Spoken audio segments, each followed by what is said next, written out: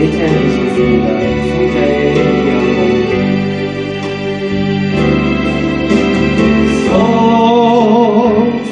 성자의 귀한 몸. 성자의 귀한 몸 날 위하여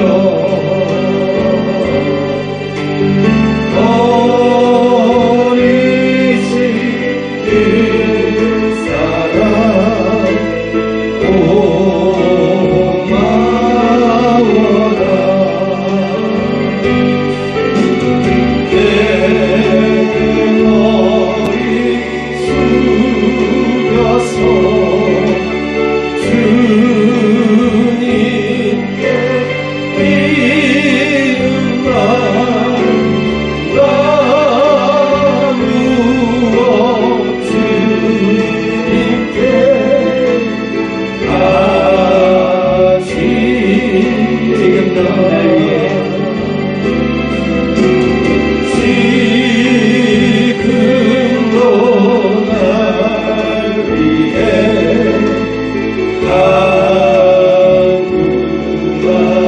간구하신 이 옅은 믿음이 바로나니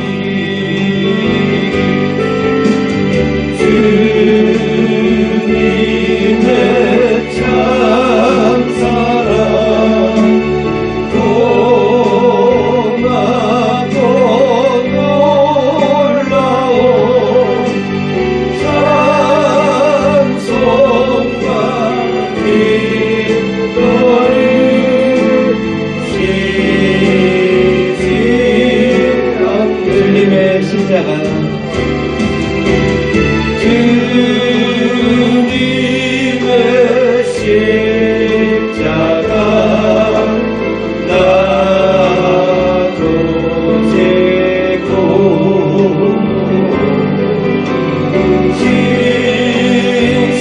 진실한 믿음과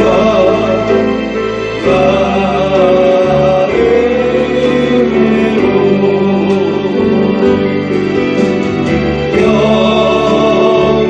영생의 산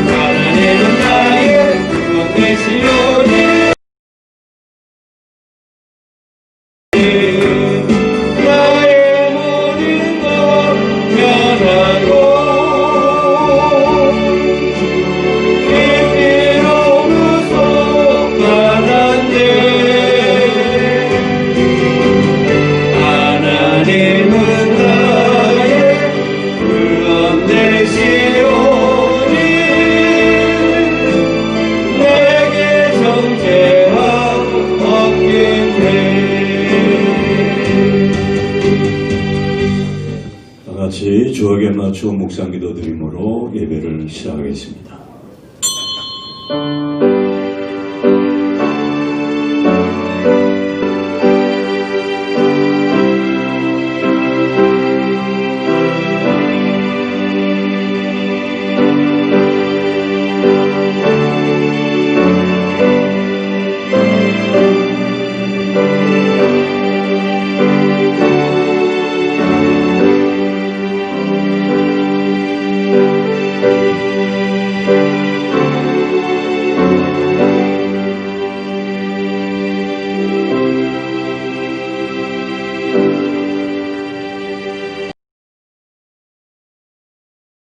간구에 귀를 기울이시고 주의 진실과 의로 내게 응답하소서. 아멘.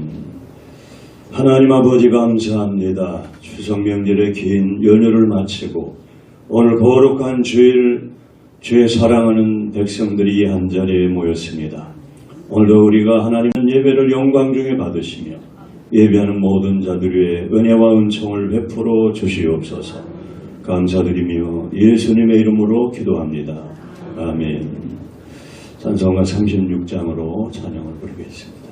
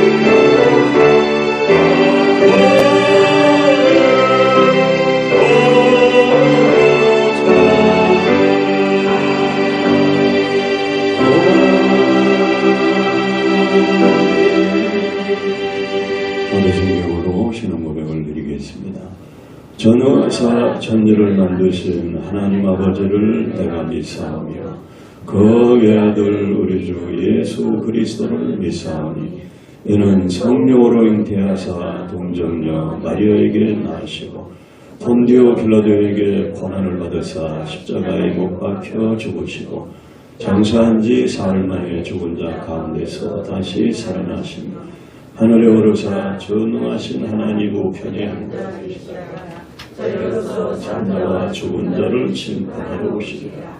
성령을 믿사오며 죄를 사하여 주시는 것과 몸이 다시 사는 것과 영원히 사는 것을 믿사옵나이다. 아멘. 찬송가 210장입니다. 시원성과 같은 교회.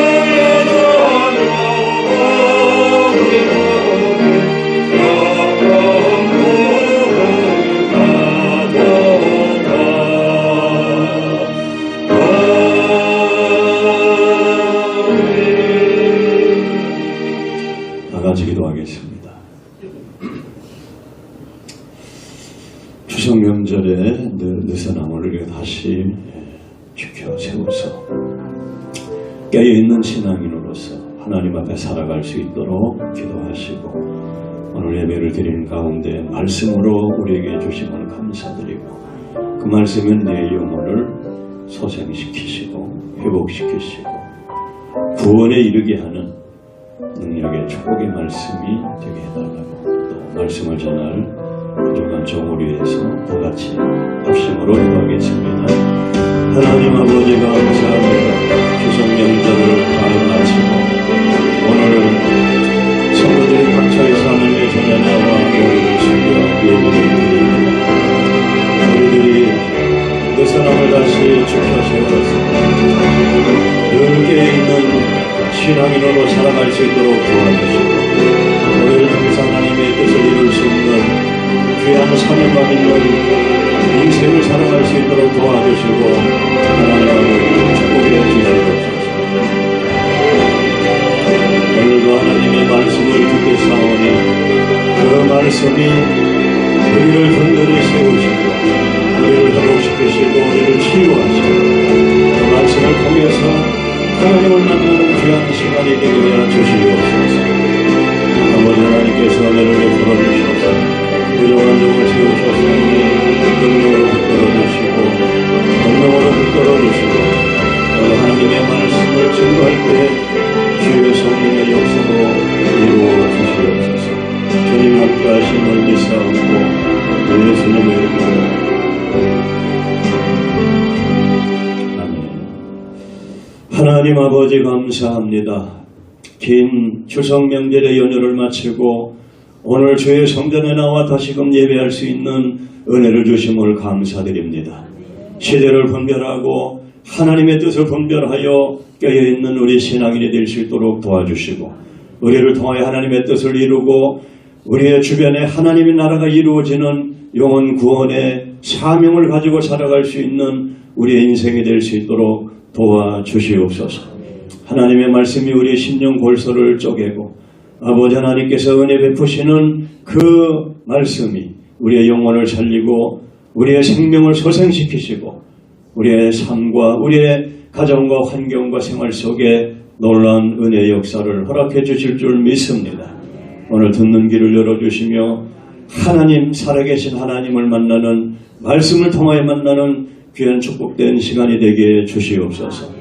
귀한 부족한 종을 세우셨사오니 하나님께서 능력으로 붙들어 주시고 오늘도 말씀을 증거할 때 성령으로 역사하여 주시옵소서. 감사드리며 예수님의 이름으로 기도하옵나이다. 아멘. 예, 우리 인사하겠습니다. 좌우의 앞뒤에 은혜 많이 받읍시다. 추석 명절을 잘 보내셨습니까? 예, 명절은 기본이 있죠. 명절은 쉰다, 또 먹는다, 쉬고 먹고 또 즐거워한다. 이 명절은 이 세 가지 기본 원리가 있어요. 그래서 명절이 되면은 쉬고 또 먹고 또 즐기고 누리는 그러한 습관을 가지고 있어야 됩니다. 이것은 성경에서 명절을 지키는 원리예요.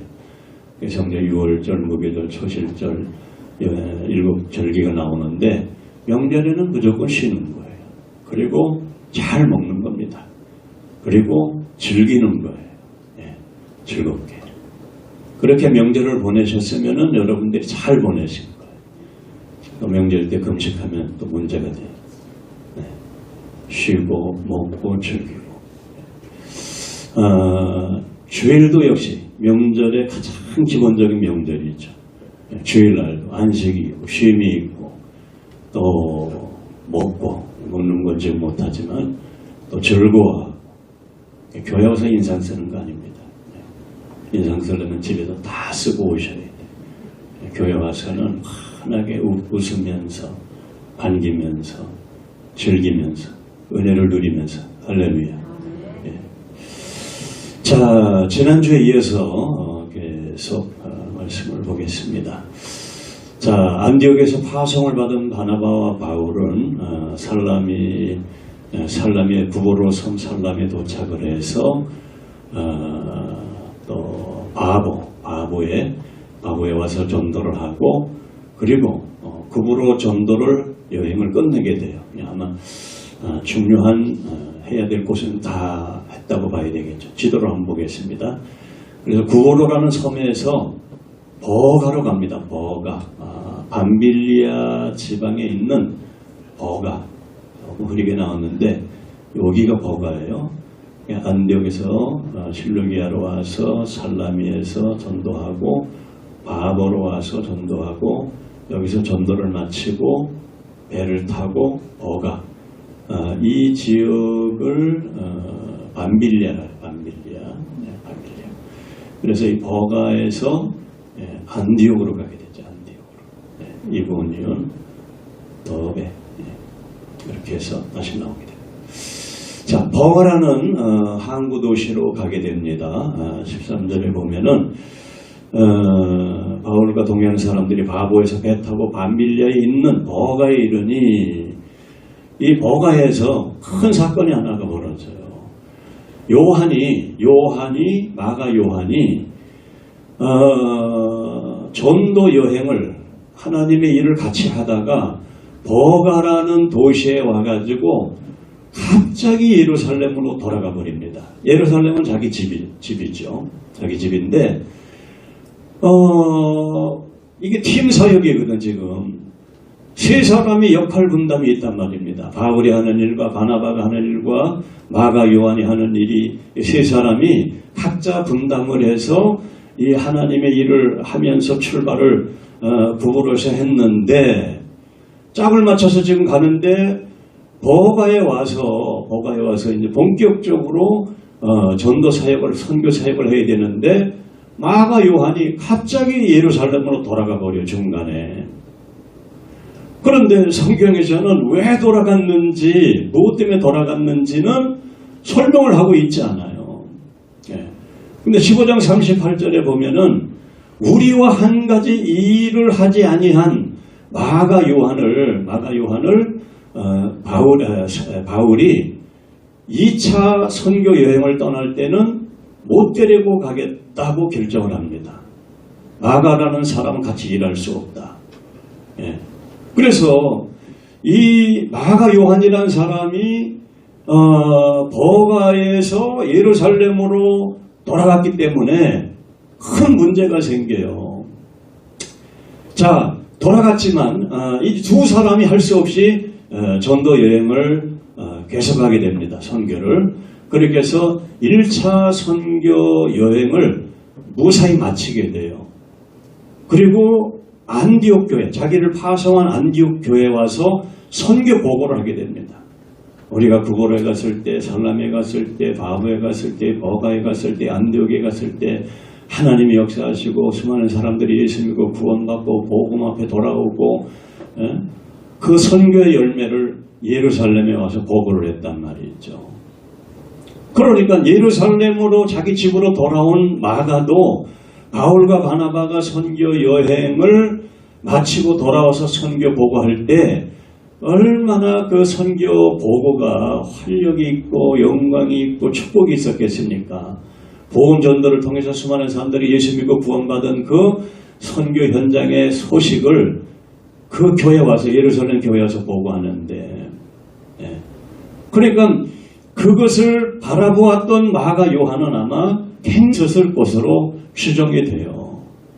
내가 중간에 포기했나? 같이 그냥 계속 다니면서 함께 복음을 전하고 함께 하나님 나라를 위해서 수고하고 헌신했으면 오늘 나도 이 영광스러운 자리에 함께하는 자가 됐을 터인데 자기만 빠져버린 상태에서 선교 보고가 뜨겁게 이루어지는 광경을 보면서 굉장히 후회를 하지 않았겠나, 그런 생각을 해봅니다. 자, 마가 요한이 예루살렘으로 돌아가서 중대 포기하고 돌아갔지만 바나바와 바울은 계속 그 선교 여행을 추진함으로써 목적을 다 이루게 되고 예루살렘 교회 보고를 마치고 이게 이제 1차 선교 여행을 마치는 거예요. 그리고 이제 2차 선교를 떠나게 됩니다. 4차까지 가게 돼요. 4차까지. 그러니까 이건 뭐 지역 순회가 아니라 대륙, 아시아와 유럽을 넘나드는 그런 선교 여행이었습니다. 옛날에 자동차도 없는데 대단한 거죠. 자, 그래서 2차 선교 여행을 떠날 때 이 마가 요한 때문에 바나바와 바울이 싸움이 일어나게 돼요. 바나바는 마가 요한을 데리고 가자 그래요. 마가 요한은 바나바의 조카라 그래요. 조카. 그러니까 바나바는 삼촌으로서 조카가 저번에 1차 여행 때 실수를 했지만 그래도 그것을 허물을 감춰주고 마가 요한을 2차 전도 여행 때 데리고 가고 싶었던 겁니다. 그런데 바울은 굳고 반대한 거예요. 마가 요한은 안 된다는. 다른 사람을 데리고 가면 데리고 갔지 마가 요한은 안 된다는 거예요. 왜? 1차 여행 때 봤거든, 그 마가 요한의 태도를. 중간에 가다가 포기해버리고 말도 없이 돌아가버리고 이유 없이 돌아가버리고. 그래서 두 사람이 이 마가 요한을 놓고 의견이 일치가 되지 않습니다. 그래서 마가 요한 때문에 선교 사역에 있어서 처음 분열이 생기는 거예요. 그래서 바나바는 마가를 데리고 따로 선교 여행을 가게 되고 바울은 실라를 데리고 2차 선교 여행을 떠나게 됩니다. 근데 여기서 이제 의문점이 생기는 게 뭐냐면은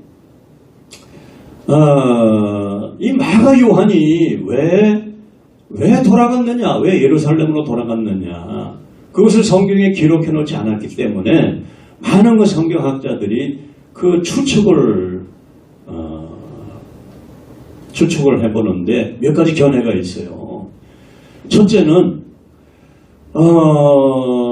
바나바에 대한 초우 때문에 삼촌에 대한 초우 때문에 아마 마가 요한이 돌아갔을 것이다. 그런 견해가 있어요. 무슨 얘기냐면은 바나바라는 사람은 예루살렘 교회 기초 개척 멤버입니다. 개척 멤버. 바나바라는 사람은 예루살렘 교회가 처음 세워질 때부터 그때부터 헌신하는 사람이에요. 자기 재산을 팔아가지고 헌금으로 다 바친 사람. 그리고 예루살렘 교회의 지도자, 예루살렘 교회의 기초석.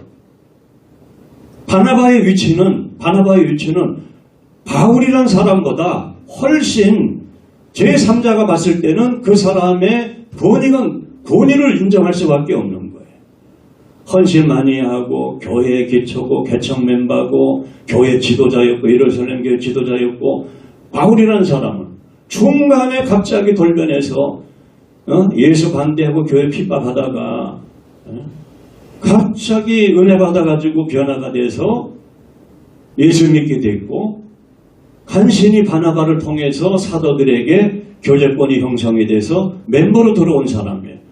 그러면 바울이라는 사람은 뒤늦게 들어온 사람이란 말이죠. 바나바는 교회 개척부터 시작부터 있었던 사람이고 헌신도 더 많이 했고 교회에서 지도자 역할을 했고 그런데 사역을 나가서 보니까 항상 바울이 앞장을 서고 바울이 설교를 하고 바울이 리더를 하는 거예요.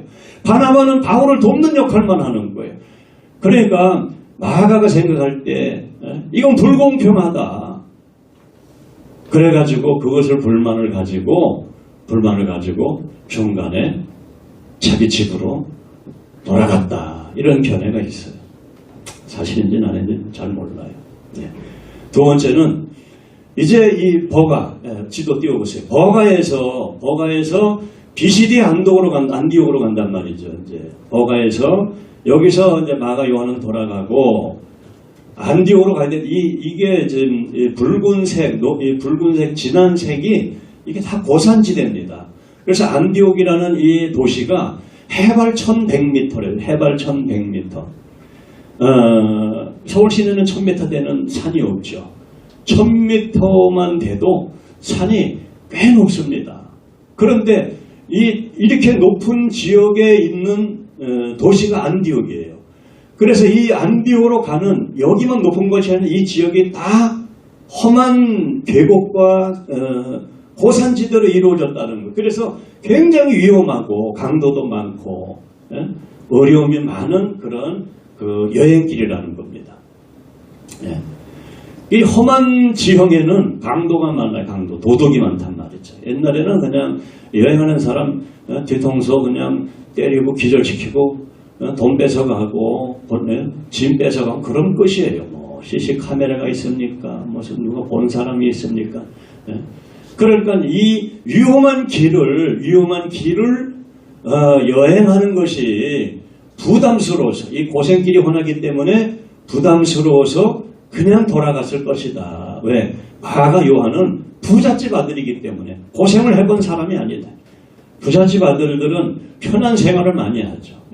고생을 안 해봤기 때문에 이 산지 또 험악한 산지고 강도가 많고 도둑이 많고 위험한 그 여행을 갈 자신이 없어서 아마 돌아갔을 것이다. 그렇게 보는 견해도 있어요. 또 어떤 학자는 이런 주장을 하는 학자가 있었어요. 마가 요한은 그 어머니 마리아의 그 신앙을 따라서 신앙생활을 했기 때문에 마가 요한이라는 사람은 믿음이 개별적으로 개인적으로 하나님을 만난 경험이 없기 때문에 믿음이 약하고 사명감이 없어질 것이다. 선교에 대한 사명감. 이 목회도 그렇지만 선교도 역시 사명감이 있어야 돼요. 그 사명감이 뭐냐? 하나님이 나에게 이 일을 맡겨주신 것이다. 예. 나는 죽어도 이 일을 할 수밖에 없다. 이것이 내 운명이다. 이렇게 하나님으로부터 받은 사명감이 있어야 된단 말이죠. 예. 너는 이 일을 해라 하고 하나님이 지명해 주신, 지목해 주신 사인을 받아야 되는데 그 사인을 받지 못하고 주의 일에 뛰어들게 되면은 하다가 어려우면은 사명감이 없기 때문에 사명감이 없으면 그냥 다 내팽개쳐버리고 만단 말이죠. 그러니까 사명감이 없었을 것이다. 믿음이 아마 그 부모님 밑에서 신앙생활을 따라다니면서 했기 때문에 개인적으로 직접적인 하나님과의 만남이 없었을 것이다. 사명감이 없어서 하다가 힘드니까 돌아갔다. 이렇게 보는 견해가 있어요. 그런데 어떤 이유든지 공통점이 하나 있어요. 그것이 뭐냐면은 결국 마가 요한이 선교 여행을 하다가 하나님의 일을 하다가 중간에 포기하고 집으로 돌아갔다는 것은 그 공통적인 이유가 뭐냐면은 마가 요한은 나약했다는 거예요. 그 사람이 믿음이 나약했던, 인내심이 나약했던, 사명감이 나약했기 때문에 결국 중간에 포기하고 예루살렘으로 돌아가게 됐다는 그런 결론을 얻게 돼요. 예. 그래서 1차 선교 여행에 이 마가 요한이 빠지게 되는 겁니다. 그래서 우리는 교회 생활이나 신앙 생활을 하면서 이 마가 요한을 통해서 얻는 교훈이 있어요. 그것이 뭐냐면은 우리는 무엇을 많은 것을 가지고 대단한 것을 가지고 능력을 가지고 뭔가 하려고 하는데 절대 그렇지 않습니다. 하나님의 일은 그렇게 되는 게 아니에요. 하나님의 일은 내가 할 수 있는 그것을 가지고 하나님의 일에 함께 참여하고 함께 동참할 때 그것이 하나님의 일이 되는 겁니다. 우리가 성도들은 교회 일이든 하나님의 일이든 선교든 전도든 내가 할 수 있는 그 힘을 가지고 작은 힘이라도 함께하고 같이 하는 습관을 가져야 돼요. 아멘. 그러면 다 함께 하게 되고 다 함께 열매를 거두게 되고 다 함께 영광을 돌리고 다 함께 축복을 경험하게 되는 거예요. 하나님의 일을 하는데 선교를 건축을 하고 교회 선교를 하고 전도를 하고 주님의 일을 하는 데 있어서 혼자만 빠지고 그런 신앙생활을 하면 안 된단 말이죠. 그래서 교회생활 신앙생활은 함께 하는 것이다. 함께 수고하고 함께 일하고 함께 헌신하고 함께 기도하고 함께 봉사하고 내가 할 수 있는 데까지 함께 참여하면은 그것이 나중에 함께 영광을 누리게 되고 함께 축복을 경험하게 되는 비결이 된다 이 말이죠. 할렐루야. 혼자만 빠져가지고 따로 신앙생활하는 그런 습관은 갖지 말아야 돼. 일상생활도 마찬가지예요. 남들은 다 기뻐하고 감사하는데 혼자 불평하고 혼자 원망하고 있으면 그것도 안 되는 겁니다. 추석 명절하고 온 집안이 다 모여서 명절이 있긴 있어야 되겠다라고요. 나 이렇게 이번에 지내면서 보니까 왜냐하면 평소에 집안의 어른 부모님에게 평소에 잘 못 가잖아요. 잘 못 가잖아. 직장생활, 사회생활 때문에 그러니까 명절이라도 손절에도 조카들이라도 어른을 찾아뵙는 인사하는 그것이 있어야 좋겠다. 그 명절 때라도 못 보면은 보기 힘드니까. 그 명절이 있긴 있어야 되겠다. 그런 생각이 들었어요. 자, 추석 명절이 온 가족이 만나 다 기뻐하고 즐거워하고 반가워하고 담소를 나누고 그런데 혼자 삐져가지고 방에 들어가서 문 닫고 문 걸어 잠그고 앉아있고 인상 쓰고 있고 그러면 어떻게 되겠어요? 그건 잘못된 거죠. 그래서 우리는 함께 우는 자와 함께 울고 웃는 자와 함께 웃어라. 예수님이 그런 말씀하셨어요. 그냥 우리 함께 할 줄 아는 그러한 삶의 지혜를 가지고 있어야 돼요. 할렐루야. 가정에 좋은 일이 있으면 좋은 일에 함께 기뻐하고 즐거워하고 감사할 줄 알고 집안에 누가 생일이면 같이 축하해 줄 줄 알고 기뻐하고 즐거워할 줄 알고 명절이면 명절을 감사함으로 기쁨으로 즐거움으로 누릴 줄 알고 교회 와서 감사하고 즐거워할 줄 알고 여러분 함께하는 그런 신앙생활을 할 수 있기를 축원합니다. 예. 자 15절로 가겠습니다. 15절에 보면은 비시디아 안디옥으로 가요. 비시디아 안디옥으로 가서 전도를 하는데 선교를 하는데 역시 안식일날 회당으로 또 들어갑니다. 안식일날 회당으로. 왜? 안식일의 회당에는 유대인들이 있으니까 회당으로 간단 말이죠. 전도를 하기 위해서. 우리나라 사람들도 마찬가지예요. 외국으로 이민을 가면은 전부 교회로 가요. 왜? 교회로 가야 한국 사람 만나, 또 정보도 또 외국에 낯설으니까 안내도 받아, 도움도 받아. 그래가지고 전에 이민 가면은 거의 대다수가 예수 안 믿던 사람도 교회로 가는 거예요. 교회로 가야지만 한국 사람을 만나 한국 정보를 얻기 때문에. 그 유대인들도 역시 마찬가지. 유대인들도 안식일이 되면 어김없이 회당에 모였어요. 그런데 회당을 집중적으로 전도로 공략을 한 것은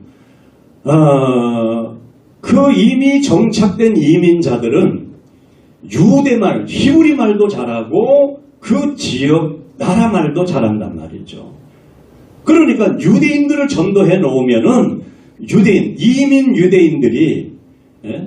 유대인들이 그 이민사회, 그 이방 나라의 이방 사회에 예수를 전하고 복음을 전한단 말입니다.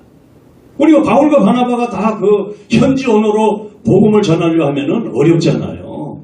그러니까 유대인들을 전도를 하면은 그 유대인들이 예수를 믿고 이방 나라 사람들을 전도하게 되는 거예요. 미국의 선교사님들이 우리나라 들어와서도 전도의 초점을 누구한테 맞췄냐면은 애기 엄마한테 맞췄어요. 애기 엄마들을 먼저 전도했어요. 애기 엄마들을 전도하니까 누가 따라와요? 애기들이 따라오지. 자동으로 애기들이 따라오는 거예요. 자녀들은 다 예수를 믿게 되는 거예요. 엄마가 예수 믿어요. 나중에 또 누구까지 따라와요? 남편까지 따라와. 애기 엄마를 전도하니까. 그러니까 전도를 한 사람을 해서 그 사람을 통해서 또 다른 전도의 효과를 보는 거예요. 그 전도 전략입니다. 역시 마찬가지로 유대인 회당에 들어가서 유대인에게 복음을 전한 것은 그 유대인들을 통해서 이방 사람들을 전도하기 위해서, 그들로 하여금 전도하게 하기 위해서 유대인들을 전도해놓고 떠나는 겁니다. 그러면 유대인들이 예수 믿고 나서 주변에 이방 나라 사람들에게 자동적으로 전도를 하게 되고 그 지역이 복음화되는 거예요. 할렐루야. 이렇게 전도 전략이 유효했던 것입니다. 자, 회당에 들어갔는데 회당에는 회당장이라는 영적인 리더가 있어요. 회당장. 그래서 이 회당에서 뭘 했냐면은 제사는 이제 멈춰졌죠. 제사는 이제 끝나고 유대인들이 회당에 모여서 안식일날 찬송하고 기도하고 성경을 낭독했어요. 오늘 회당장이 성경을 낭독하고 나서 뭐라고 하냐면은 형제들아, 띄워보세요. 형제들아, 너희가 백성 중에 만일 백성에게 백성을 권할 말이 있거든 말하라. 회당장이 사람들이 회당 안에 이렇게 모여 있는데 회당장이 구약 성경을 읽고 나서 여러분 중에 할 말이 있는 사람은 이제 말을 하시오. 이렇게 이야기를 했어요. 회당장이. 그리고 바울이 일어나서 그 회당에 앉아있는 사람들에게 설교를 하기 시작했다고요. 자, 이것이 왜 그러냐면은 그 당시의 문화. 이 회당에서는 성경을 읽고 난 뒤에 성경을 들은 사람들이 그 듣는 순간 그 시간에 하나님이 각자 깨달음을 주시고 감동을 주시는 그 은혜가 있잖아요. 말씀이. 그러면 그 하나님의 말씀을 듣고 그 하나님의 말씀을 깨닫고 이해한 또 그 말씀을 깨달은 말씀을 그 성도들 앞에 일어나서 오늘 나는 이 말씀을 듣고 이렇게 깨달았습니다 하고 이게 나누는 거예요. 나눔. 그것이 유대인 해당의 예배의 순서란 말이죠. 성경을 쫙 읽고 나서 여러분 중에 누가 하나님이 오늘 특별히 감동을 주시고 깨달음을 주신 분들은 지금 한 분씩 일어나서 누구든지 한번 말씀해 주시기 바랍니다. 그때 사도 바울이 일어났단 말이죠. 예. 그러니까 지금은 우리가 그렇게 하지 않습니다. 예. 그 시간이 있긴 있어요. 예배 시간은 절대 성도들은 말을 하는 게 아닙니다. 아멘. 예. 그럼 예배 방해가 되기 때문에 예배 시간은 말을 하는 게 아니고 예배가 끝나고 이 설교를 듣고 나누는 시간을 가질 수가 있죠. 오늘 설교를 들은 것 중에서 우리 집사님, 우리 성도님은 오늘 무엇을 깨달았습니까? 무엇을 깨닫고 또 지난주에 들은 말씀을 그 말씀을 듣고 무엇을 실천했습니까? 네. 그래서 말씀을 들은 것 가운데 한 가지만 실천해도 우리의 영적인 성장이 급속도로 일어난단 말이죠. 그러니까 말씀 들은 걸로 끝나면 영적 성장이 잘 안 일어나요. 더디요. 굉장히 더디요. 근데 오늘 내가 이 말씀, 지난주에 이 말씀을 들었기 때문에 내가 사랑하는 말을 들었기 내 사랑해야지. 내가 사랑하지 못했던 사람에게 내 사랑의 손을 내밀어야지. 이러고 실천을 한번 해버리면은 그 사람에게는 엄청난 영적인 성장이 일어난단 말이죠. 그래서 그것을 구원에 이르는 말씀이다. 구원에 이르는 말씀이다. 하나님의 말씀이 실제로 이루어졌다는 거예요. 우리 개개인을 통해서. 예. 자, 그 순서란 말이죠. 그 해당자에 여러분 중에 누가 말씀을 깨달은 사람이 있으면은 일어나서 할 말 있으면 해보시오. 그랬더니 사도 바울이 일어나서 무슨 설교를 했냐면은 유대인의 역사를 말했단 말이에요. 유대인의 역사. 그럼 아브라함서부터 이야기를 하나님이 너희 조상들을 택하셨다.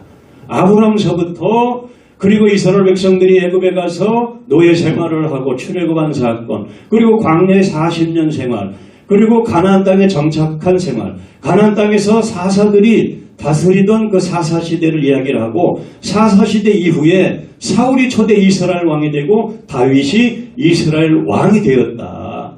그 다윗의 왕의 후손으로 메시아인 그리스도가 이 땅에 오셨다. 자, 지금 바울이 유대인의 역사를 이야기를 했어요. 왜 유대인의 역사를 이야기를 했는가? 유대인들이기 때문에 유대인 자기의 역사를 잘 알아요. 우리 한국 사람은 한국의 역사, 고조선, 고려신라 백제, 고려, 조선, 일제식민지, 6.25 전쟁, 그리고 경제풍, 오늘 21세기 대한민국. 자기 나라 역사를 다 안단 말이죠. 그것처럼 유대인들은 자기 역사를 잘 알기 때문에 성경의 역사, 유대인의 역사인 성경의 역사를 유대인들에게 전하게 되는 겁니다. 그래서 여러분들이 설교도 여러분들이 알고 있는 내용을 설교를 들을 때 여러분이 이해가 더 빠르고 더 분명해지는 거예요. 아멘. 그래서 성경을 자꾸 읽어야 되고 큐티를 자꾸 해야 되고 이거 내가 오늘 아침에 읽은 본문인데 오늘 어려운 표시에 그 내용이 그림이 그려지기 시작합니다. 그런데 사람과 대화를 해도 도무지 상황 설명이 안 되는 말을 할 때 도대체 이 사람이 무슨 이야기를 하는 건지 이해할 수 없는 이해가 안 되는 상황을 말할 때 이해가 잘 안 되는 거예요. 그래서 그걸 다 대답은 하지만 하나도 이해가 안 되는 거예요. 성경도 역시 똑같다. 성경도 내가 알고 있는 내용이 선포될 때 내가 정확하게 이해를 할 수 있는 거예요. 아멘. 예. 그러니까 성경을 여러분들이 많이 읽어야 돼요. 많이 읽고 많이 연구하고 공부하고. 예. 유대인들은 유대인의 역사, 하나님의 역사를 잘 알고 있기 때문에 바울이 유대인의 역사를 계속 설교를 하게 13장은 다 지금 설교 이 내용이 다 유대인의 역사를 설교하는 거예요. 그리고 세례 요한이 예수님보다 앞서와서 예수님에 대해서 그가 메시아라고 분명히 가르쳤다. 그렇지만 유대인 너희들과 관원들이 예수를 십자가에 못 박아 죽였다. 그러나 하나님이 다시 그를 살리셨다. 다윗은 시편 16편에 다윗이 이르기를 다윗이 하나님의 말씀에 자기는 무덤에서 썩지 않을 것이라고 했다. 그런데 다윗은 지금 무덤에 썩었다. 무덤에서 썩고 있다. 그런데 예수는 이것은 다윗을 말하는 것이 아니라 바로 메시아인 구원자인 예수를 말하는 것이다. 그러므로 우리의 구원자인 그리스도는 무덤에서 썩지 않고 부활하여 살아계신다. 그러니까 구원자의 조건은 뭐냐면은 무덤에서 썩고 있으면 구원자가 될 수가 없는 거예요. 구원자는 무덤에 있으면 안 돼. 부활을 해야지, 부활을. 아멘? 네.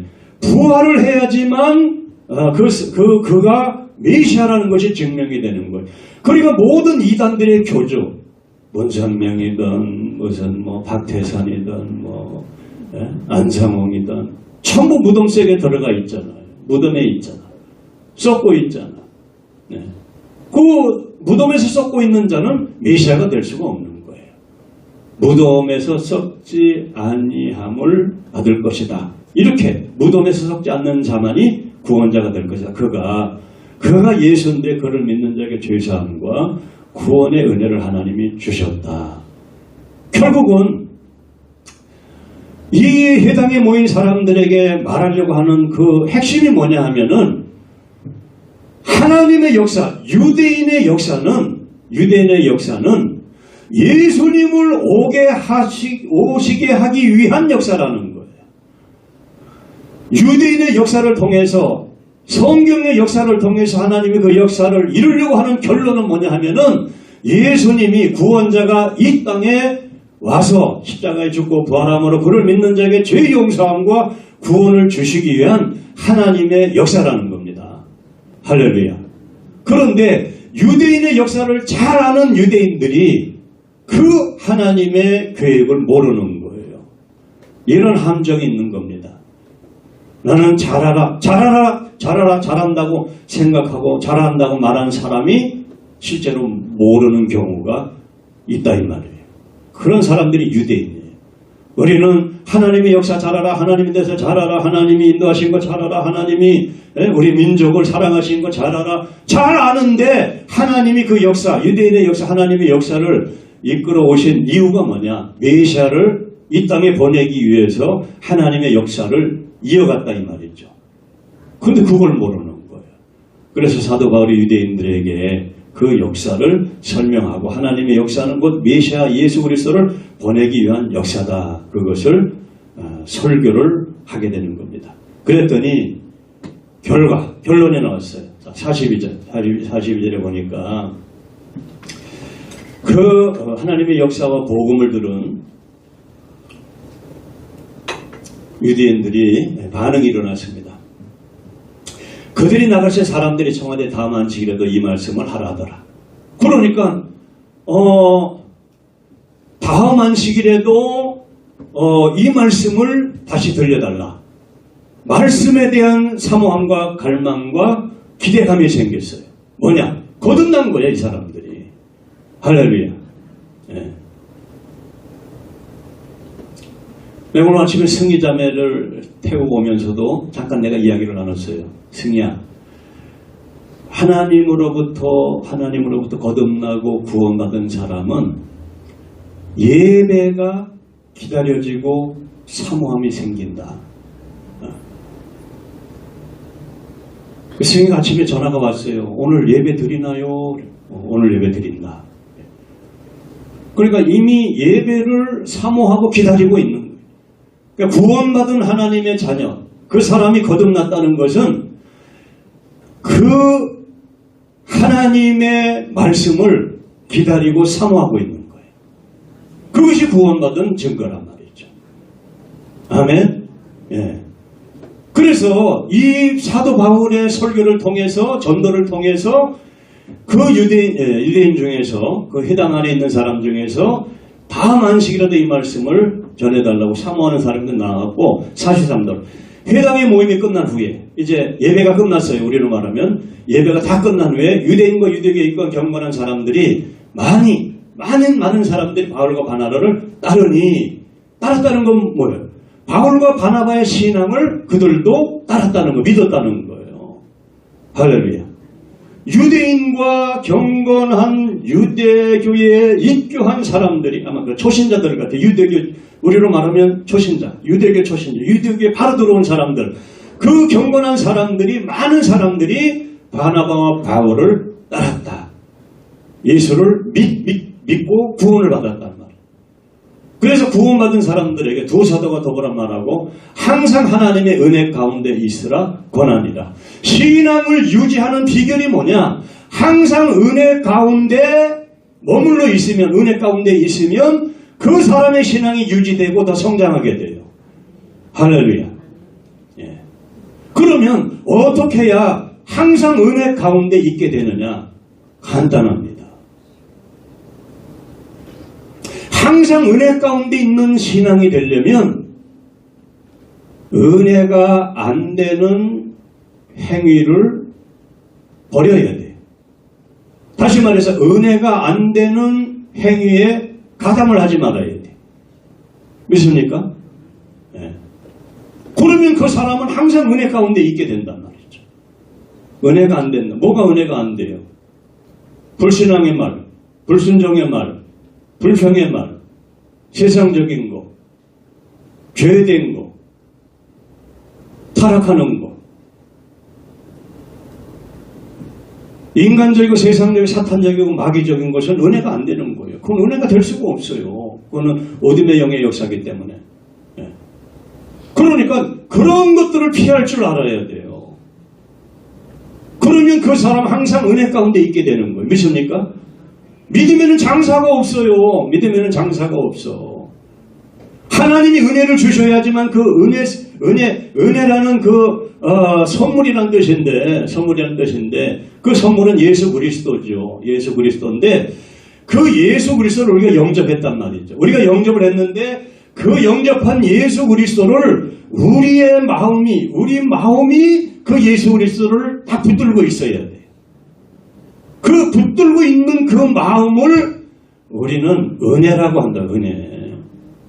우리 마음이 예수님을 붙들지 못하면 우리의 믿음은 그냥 허물어지는 겁니다. 그런데 예수님을 붙들 수 있는 그 마음을 누가 주느냐? 그건 하나님이 주시는, 성령이 주시는 거예요.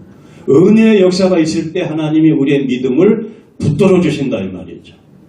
할렐루야.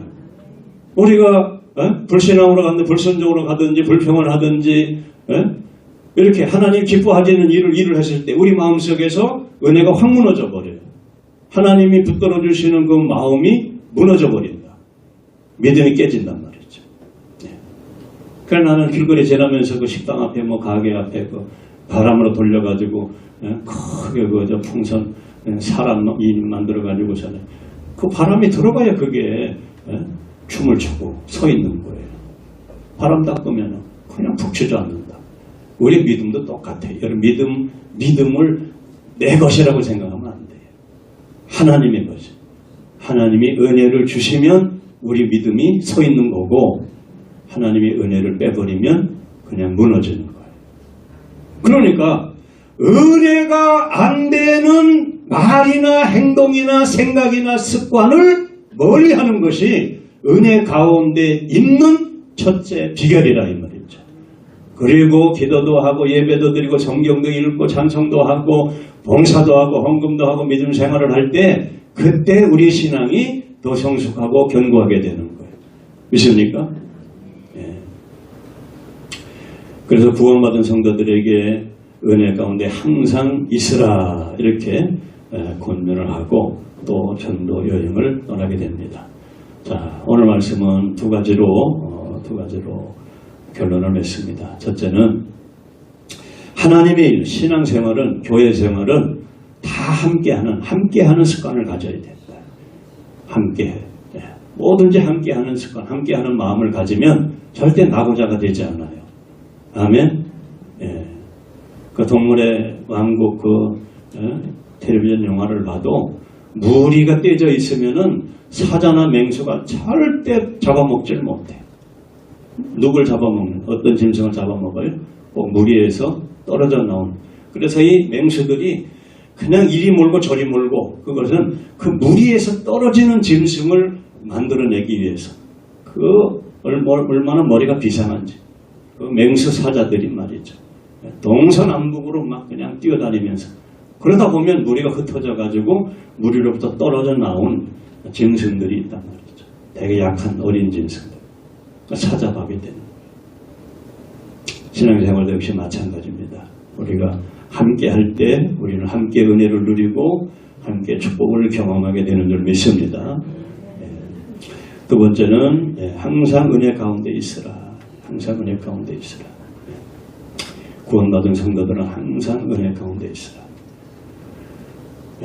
오늘 이 말씀이 우리의 삶의 신앙에 도움이 될 수 있기를 축원합니다. 기도하겠습니다. 하나님 아버지 감사합니다. 사도 바울 바나바는 마가가 돌아간 이후에 여전히 하나님 사역을 위하여 헌신하고 충성한 결과 좋은 열매들을 많이 거두었습니다. 성령께서 은혜를 베풀어 주셔서 예루살렘에 돌아와 안디옥 교회에 돌아와 선교 보고를 하게 되었습니다. 우리가 신앙생활을 하는 가운데 함께 할 수 있는 마음을 주셔서 함께 수고하고 함께 헌신하고 함께 예배드리고 함께 기도하고 함께 충성하여 좋은 열매를 하나님 앞에 드리고 그 영광을 함께 누리며 축복을 은혜를 누릴 수 있는 우리의 신앙생활이 되게 하여 주옵소서. 또 항상 구원받은 자들은 은혜 가운데 머물러 있으라고 바울과 바나바는 권면했습니다. 우리의 신앙은 하나님의 은혜를 통하여 우리의 믿음이 세워지기 때문에 우리가 은혜되지 않는 그러한 습관들이나 행동들을 버리고 은혜되지 않는 것들을 삼가하고 은혜를 위해서 하나님이 기뻐하시는 일을 위해서 말씀대로 돌아가는 우리의 습관이 될 수 있도록 축복해 주시며 늘 건강한 신앙생활, 하나님의 일을 감당하는 신앙생활, 우리를 통해서 주님의 뜻을 이루는 믿음 생활이 될 수 있도록 축복해 주시옵소서. 예수님의 이름으로 기도하옵나이다. 아멘. 찬송가 498장 찬양 부르면서 준비하신 예물을 드리겠습니다.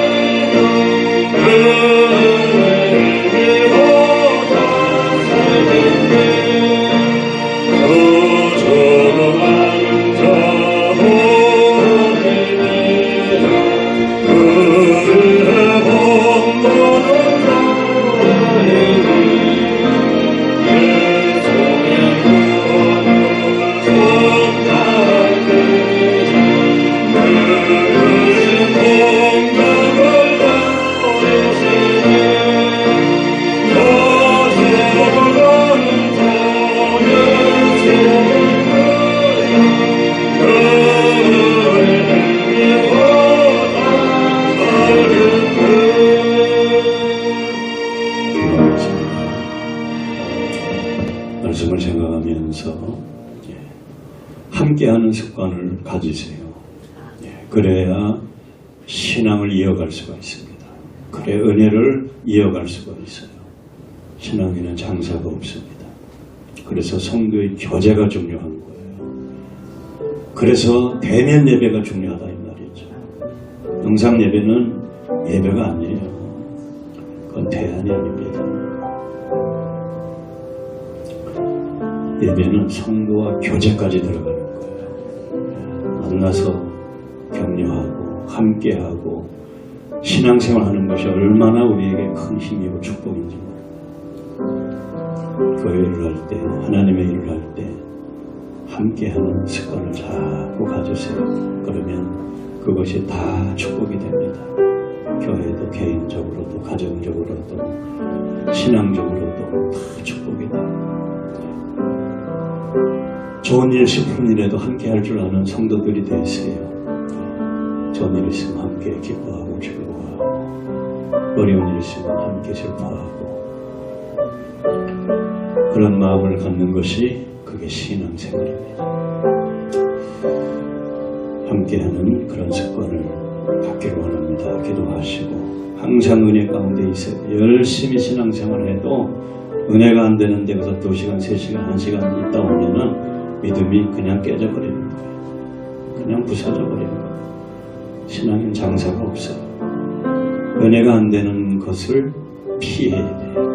그것을 떠나야 돼요. 그러면 은혜는 항상 유지할 수 있어요. 거기에 기도를 하든 예배를 드리든 봉사를 하든 계속 은혜가 쌓여져 가는 겁니다. 은혜가 쌓여져 가고 믿음이 쌓여져 가고 축복이 쌓여져 가고 계속 쌓여져 가는 거예요. 성급이 쌓여져 가고 얼마나 축복인지 몰라요. 신앙생활, 은혜 생활을 할 수 있도록 여러분 얼굴에 은혜가 있어야 돼. 그거 증거입니다. 나는 은혜 생활을 하고 있습니다. 나는 지금 은혜 가운데 있습니다. 그럼 집에 돌아가서 여러분 거울 한번 보세요. 여러분 얼굴에 다 나타나 있어요. 은혜에 머물러 있는 습관을 갖기를 원합니다. 은혜가 안 되는 생각, 은혜가 안 되는 말, 은혜가 안 되는 태도 버려야 돼요. 그래야 은혜 생활할 수 있습니다. 오늘 말씀을 생각하면서 주의 이름을 한번 부르고 통성으로 기도하겠습니다. 주여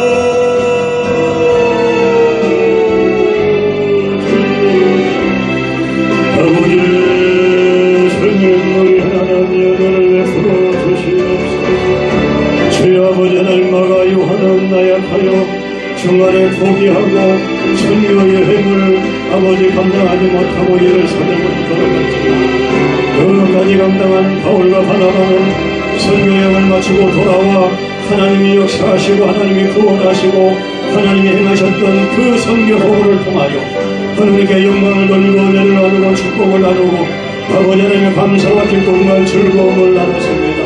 오늘 우리도 신앙생활 교회 생활하는 가운데 혼자 동떨어진 자가 되지 않게 해주시고 함께 기뻐하고 함께 즐거워하고 함께 감사할 수 있는 우리가 모든 신앙생활의 교회 생활에 함께 참여하여 은혜를 누리고 축복을 누리고 영광을 누릴 수 있는 신앙생활이 될 수 있도록 도와주시고 은혜를 베풀어 주시옵소서.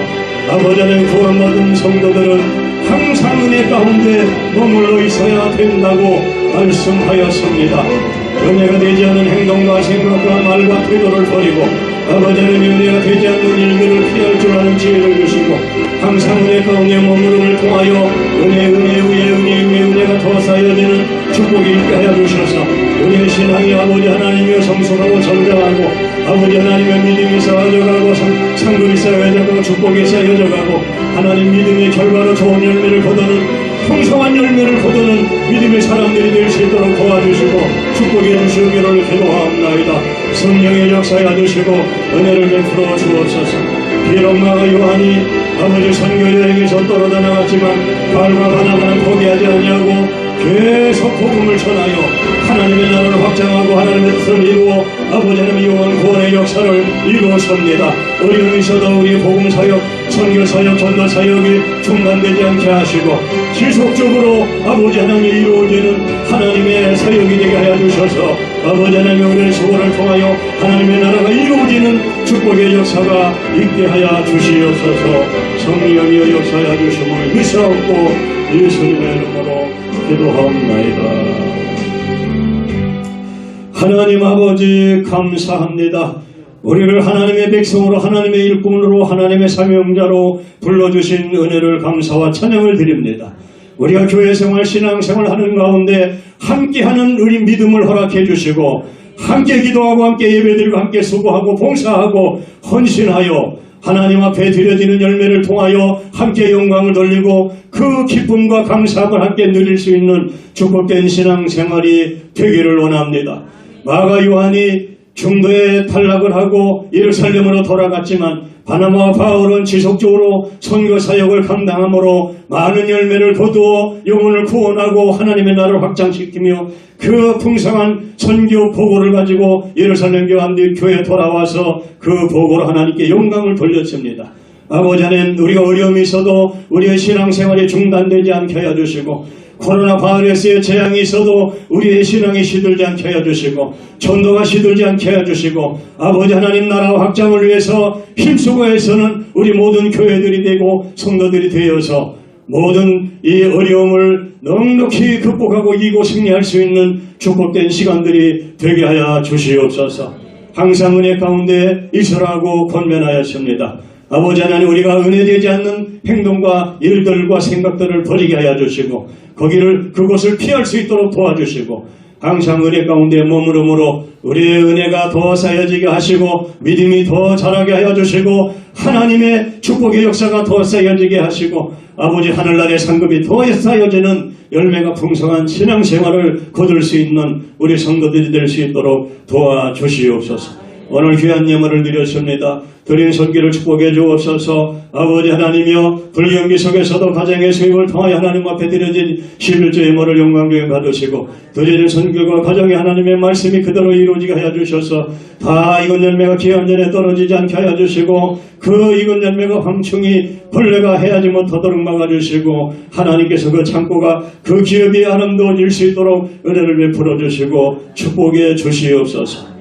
하나님, 안정된 기업을 허락해 주시고 사명감 있는 기업을 허락해 주셔서 우리들이 이 땅에 살아가는 동안에 육신의 부족함이 없도록 채우시고 역사해 주심을 믿습니다. 감사로 예물을 드린 성도들 그 감사한 마음속에 하나님의 은혜를 베풀어 주셔서 감사가 있는 곳에 더 큰 은혜의 역사가 있게 하여 주시고 더 큰 감사가 있게 하여 주실 축복의 열매가 있게 하여 주시옵소서. 선교 예물을 드렸습니다.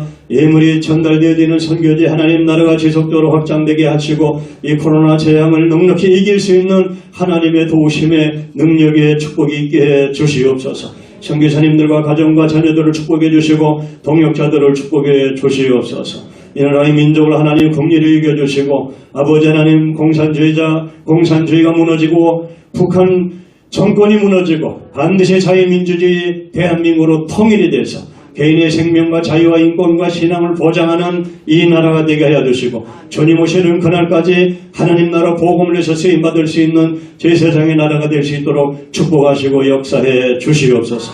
우리 하나님 함께 하심을 믿습니다. 우리 교회의 은혜를 베풀어 주심을 감사드립니다. 우리 교회가 전도와 선교에 열심을 내는 교회가 되게 하시고 하나님이 기뻐하시는 일을 위하여 앞장서는 교회가 되게 하시고 이 나라의 민족을 위해서 쓰임받을 수 있는 교회가 되게 하시며 전 세계 선교를 위해서 쓰임받을 수 있는 교회가 되게 주시옵소서. 많은 일꾼들이 배출되게 하여 주시고 하나님 나라를 위해서 물질로 사명으로 선교로 전도로 하나님 앞에 쓰임받는 성도들과 가정들이 일어나게 하여 주시옵소서.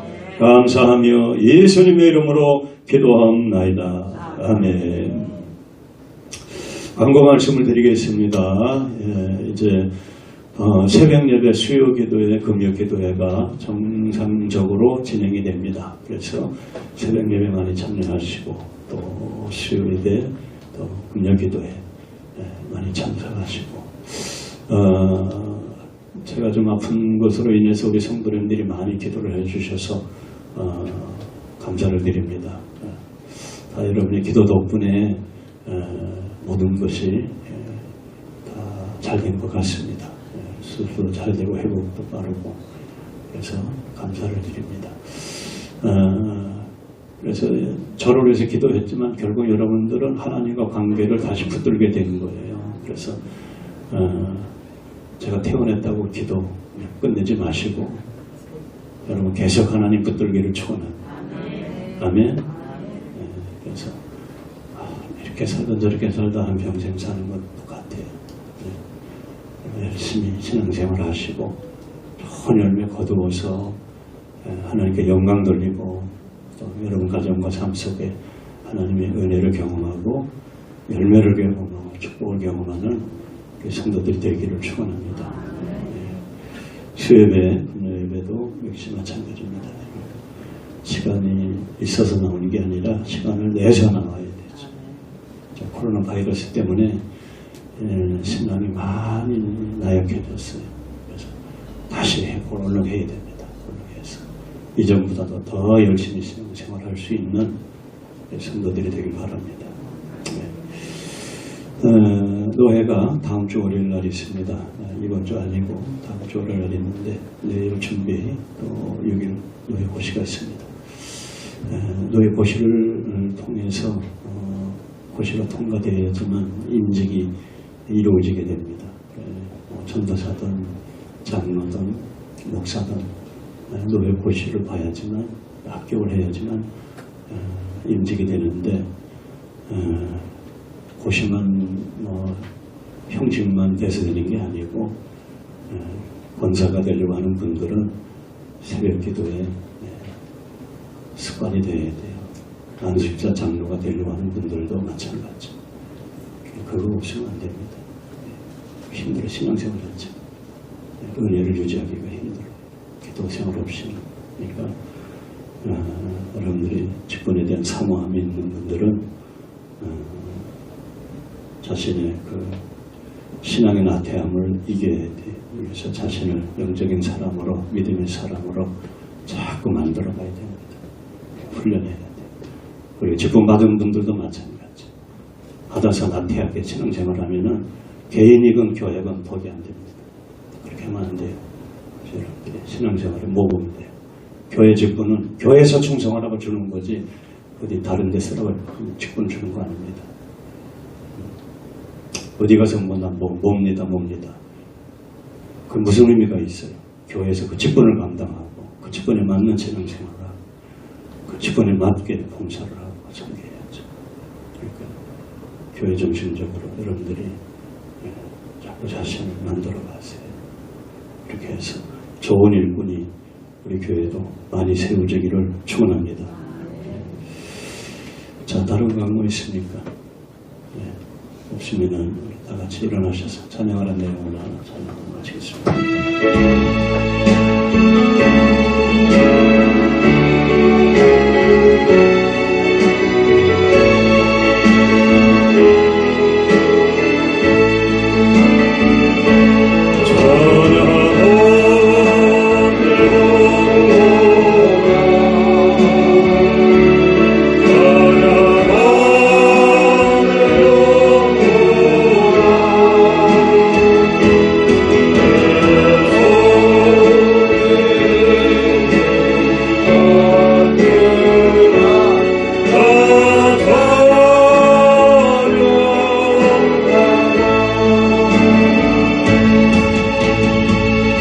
이제는 우리 주 예수 그리스도의 은혜와 하나님의 크신 사랑과 성령의 교통하심이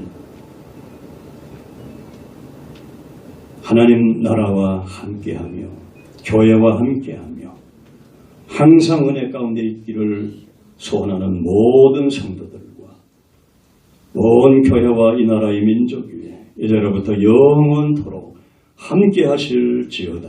아멘.